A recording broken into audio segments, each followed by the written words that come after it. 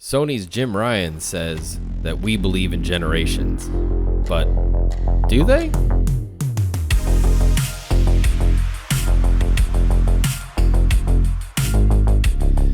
All right, welcome to Game Chat, the show where these two dummies get on and talk about video games. And the latest controversy is a backlash, sort of gamers being upset about what they believe to be PlayStation 5 exclusive games on the PlayStation 4. There's been a whole slew lately between Horizon Forbidden West, Gran Turismo 7, and God of War Ragnarok. That seemed to be the straw that broke the camel's back. Yeah, God of War was definitely the big one here that kind of got everybody upset. On May 29th, 2020, GameIndustry.biz posted this interview with Jim Ryan speaking about the launch of the PS5 as well as a lot of other things, and this is kind of where this initial controversy came to be. So I want to quote directly here what Jim said. "We have always said that we believe in generations. We believe that when you go to all of the trouble of creating a next-gen console, that it should include features and benefits that the previous generation does not include. And that, in our view, people should make games that can make the most of those features. We do believe in generations, and whether it's the DualSense controller, whether it's the 3D audio, whether it's the multiple ways that the SSD can be used, we are thinking that it is time to give the PlayStation community something new, something different that can really only be enjoyed on a PS5. This is kind of an interesting take, and I just want to break this down a little bit because he really does iterate here that they believe in generations and that when you have a new generation, you should tailor features and things that are available in games or the console itself that are not available on the previous generation. So in a certain sense, he's kind of saying that new games should use new features. But I think this is also taken as new games should be next gen only, which can kind of be gotten from this, I think. But the more That's how I took it initially. Right. Like I was very much on team roar about God of War being not these new games being on PS4, PS5. Initially, I was very like, what? It can be sort of seen as believing that all games should be next gen. But I think there's also sort of a deeper thing here, maybe not really deeper, but you know, that's not at surface level, which is like, we want new games to feature new things that are available, right? Yeah. That doesn't mean that you can't have a game that's cross-gen. It doesn't mean that, oh, we can't have a PlayStation 4 version because XYZ, right? Oh, loading times, you can't do the instant loading times. You can do loading screens. I think that was proved with Miles Morales and Spider-Man Remake, that in the PlayStation 4 version, when you go to fast travel, there's a subway scene. It's just a few seconds that it takes to load to the next area. It's just completely gone from the PlayStation 5 version. It just doesn't exist. Easy. You hit the thing Bye-bye. and boom, it snaps in. 2 seconds later, you're there. So I think that this is really calling more to the fact that like, hey, new games should feature some new stuff on the new generation that's only available there. And I think a good example with Horizon Forbidden West that they've been talking about a lot is that the like water physics engine in general and how all that stuff works is PlayStation 5 only. That's not going to be on the PS4. Right. Just can't handle it. Not even possible. But it doesn't seem to diminish the gameplay of the game, you know? Like all these games have started development in PS4 time. Yeah. So they're just like going up instead of going back. I think that it's like a glass half full, half empty sort of view of it. And I was totally like, it should be PS5 exclusive. Give me all the bells and whistles, you know. And we've talked about it at length off camera, and I've changed my mind a bit because of these other thoughts. It's like, is it holding it back, or is it expanding what was there? Like, which way do you want to look at it? Right. I don't know. And I think an excellent thing that you had just kind of touched on too, right? God of War came out in 2018. Horizon Zero Dawn, I think, was 2017, I want to say. If the second versions of those, right, God of War Ragnarok and Horizon Forbidden West, started development within 6 months of the previous one releasing, which I'm sure it did, I don't even think they had the PS5 dev kits at that point. Yeah, I think that the dev kits came out and we could be completely wrong, so yell at us in the comments, I guess. But I feel like the dev kits were a big deal to have come out before the Xbox ones to the developers, but that still wasn't a lot of time. It was like a difference of like 8 months or something, Yeah. a year maybe.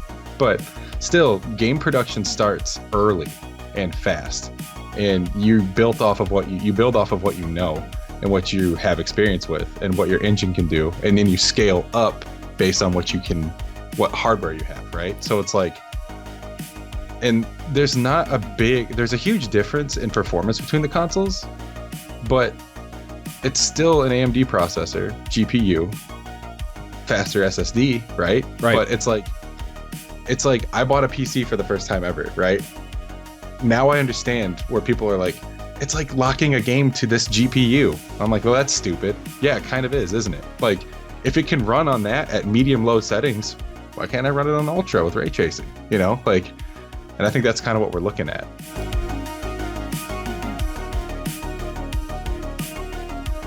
Scalability is kind of built into a lot of games, especially these engines. Anything that's on a PC, I mean, minimum requirements are usually like a low to medium, GPU and CPU from multiple years back. I mean, the GTX 1060 is one of the most common GPUs for people to have according to the Steam charts, right? Yeah. So even brand new games that come out, Call of Duty or Cyberpunk, even as an example, not that it turned out the greatest, but they're able to run on lower end systems. They're designed with that, right? Lower the level of detail, lower how much VRAM usage, essentially based on whether that's graphical fidelity, resolution, multiple other things. It's just like performance versus fidelity mode in any game on PS4 Pro or PS5. PS5, yeah. I will say real quick though, like in talking about the hardware differences, I see a lot of comparisons that I made the comparison to with Shadow of Mordor between PS3 to PS4 versions, and how the PS3 version is completely missing like what makes it super cool, right? Like the whole AI system and fighting each other, and I don't remember what they call it. I think it was called the NEMESIS system. NEMESIS system. The whole thing that made it great was not in that version, and so I see that and I'm like, yeah, but it's in the PS4 one, right? And that's the one you wanted to be good. So it's like, if you have a PS5 and you're like, it's coming out on PS4, you're still playing it on PS5. Yeah, and along that same vein, I think in the conversations we've had before that have brought up also, Forza Horizon 2 had this new system with drivatars where it used people on your friends lists data to put them against you in the single player games, and so that you were always kind of racing against your friends, and it was this really cool system. Not even in the 360 version because memory limitations and bandwidth and a bunch of other things. But they did kind of segregate that, where it's like, hey, this new gen version has something new, and that's not that much different from Horizon Forbidden West, where the entire water system is all going to be new, and they're going to definitely have a 60 FPS performance mode. Like, there's going to be options, and for anybody that thinks like, oh man, I want next gen, but I want it to be more than just resolution and fidelity. That's kind of what next gen is, no matter what platform you're on. That's what every gen is. Every gen is just getting better graphics, better computing power, and all of that. Like, and to be fair, it's a whole package. If you're really looking for next gen, you should be on a 30 series NVIDIA GPU or something, right? You should be a PC, not on consoles for pushing next gen. I think consoles do great for optimization for development. But in general, like, PCs have been pushing the boundaries of what games are capable of doing for a long time. So another game that is a PS5 exclusive, like it's exclusive, okay? You can't get it anywhere else. It's on PS5. Demon's Souls. It was on PS3, right? Like, and as for impressive as it was, they definitely could have scaled down resolution down to just turn off some of the shiny bits. Yep. Lower the resolution, and boom, it's on PS4. Add longer. There's nothing loading that screens. game did. I love that game. Don't get it twisted. There was a reason I bought a PS5 day one. It's because it was only on PS5. Yeah, I think it very easily could have been scaled down to be playable on the PS4, and they would have had some loading screens or something, because there wasn't any. Yeah. The haptics are cool. but they weren't like even I feel like Control's Ultimate Edition that was upgraded from a PS4 version to the PS5 version did haptics better than Demon's Souls did. Yeah, absolutely. Demon's Souls wasn't exclusive to PS5, so it's like I could see the argument. I'm not saying like people are wrong, but I'm also like, I don't know if they're right. Yeah. And I think one of the things too, like with this whole, like, does the previous generation hold it back? We know that scalability is there. And I think for development, there's no reason that they can't just make it better on PlayStation. But one of the common things you'll hear from people is, oh, well, the next gen features will be watered down of some sort. Haptics will either be non-existent or they'll be light. But we've seen with even the Control Ultimate Edition, which came out on Xbox and PC and all this other stuff, they took the time to make haptics for the game, right? Yeah. It's not even a watered down version. I think it's more prevalent than a lot of other games that I've seen on the PlayStation 5. Neo 2 did it? Yeah. Wait, well, isn't Neo 2 only on console, or is it? It's on PC. It is on right? PC now. Yeah. But still, hey, like exactly. So I don't think that it's ever really holding anything back. It's just what the developers want to put into it. And yes, there could be time, right? They could devote that time towards the next gen version or the next thing. But as we've said, people haven't had the development tools and kits for a long time, I'll say, right? They've had them, but a lot of these games started development way before that and in their own custom engines, so it's going to take some time, but they're developing around what's available on the PlayStation 4.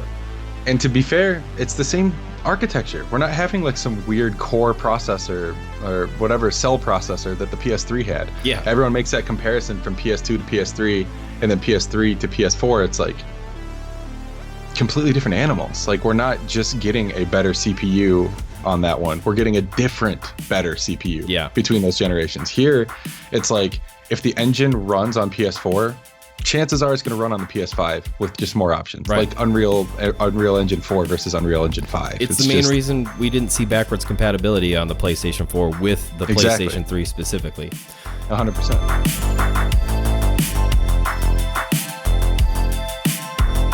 Why do we need to gatekeep, right? I don't know. As much as anybody from Sony would say, oh yeah, well, we're trying to make sales or whatever. We've got 100 million consoles out for the PlayStation, install base, and the PS5 right now is right around 8 to 10 million. Money grab.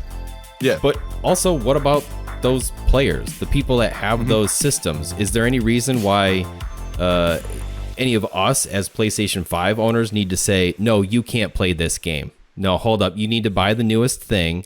Because as you said before, it'd be like saying, oh, you want to play, or even when Control came out, oh, you need a GPU that handles ray tracing. Can't play it on anything else. Or no, gotta have an RTX. Cyberpunk comes out and they say you can only play it on 30 series NVIDIA GPUs, locking you out of something. Sorry, carry on.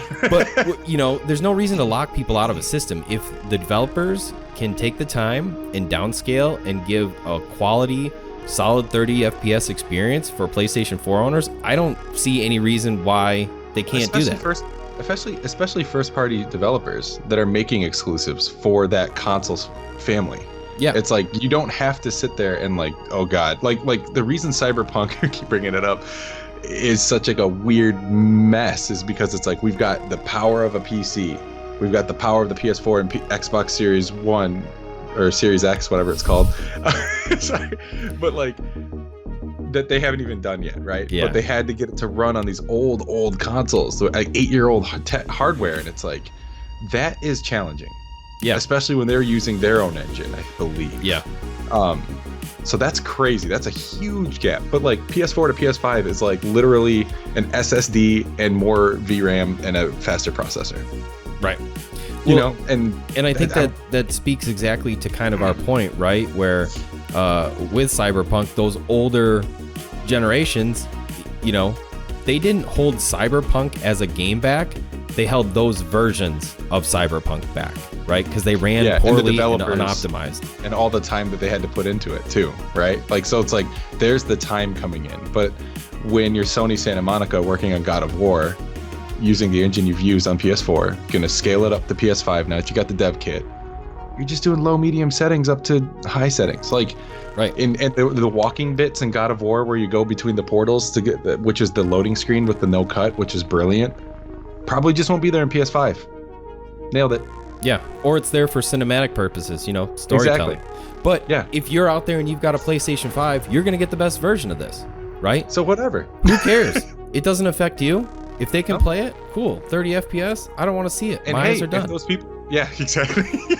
Can I play it at 140? Because kind of used to it now. But no, but it's crazy, and it's like if you buy it on PS4 and you're playing it, and you're like, ah, man, this is 30 frames per second. This sucks. Oh, a PS5 is available, and I have the money to buy one. Boom! Now you got the PS5 version too. Like they've said that. It's like it's there for you. Mhm. Like they're not going to be separate. As Yeah. far as I know, but. I don't know, man. At first, I was, again, like, just to wrap it all up, I was in the camp where I was like, this is stupid. It should be PS5 only. Forget everybody else. And it's like, why? Yeah. Like, Returnal could be on the PS4. It wouldn't be as cool, Yeah. but it could be there. Same for Ratchet and Clank Rift Apart that's coming out soon. I know that it's PlayStation 5 only, and they said what they're doing is they're only capable of doing on the PlayStation. But let's be real. If they wanted to do those Rift things, there would just be a loading screen. There'd be a portal. They would hide the loading. Yep, they would, and it would be fine. It wouldn't be the best version of it, but like, let's be honest. All game development is lying and cheating your way into making someone believe something that's unbelievable. That's all game development is. It's just lies. As a game developer myself, you're just cheating the whole time. That's all they're doing, and why not? Let us know down in the comments what you think. Until next time, Game Club out.